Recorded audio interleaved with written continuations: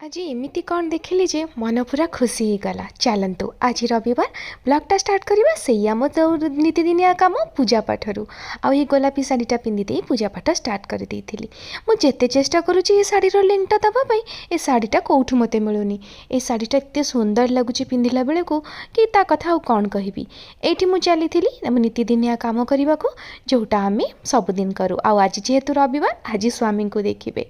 IT आज मु बनई ब्रेकफास्ट रे आउ थे राधा बल्लभी आउ आलू पूरी तरकारी आउ दहीबरा जो काली रात प्रिपेयर करी सहीटा रेडी हो जाता।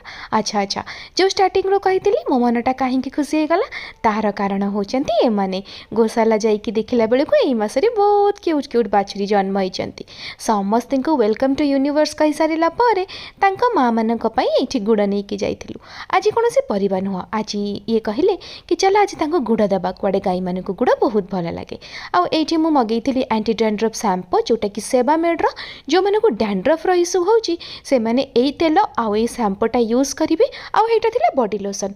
ओके ओके मु तीनटा जांक प्रोडक्ट टैग करदेवी। आउ एई शैम्पू विषय मु ग्यारंटी दे परिबी कि जो मानकर डैंड्रफ प्रॉब्लम अछि बा इची स्कैल्प अछि विंटर रे एई शैम्पूटा यूज करंतु। आउ एई ऑयलटा भी एटा मु ग्रीन टी यूज करथिली राति रे मु ओबियसली ग्रीन टी पिए।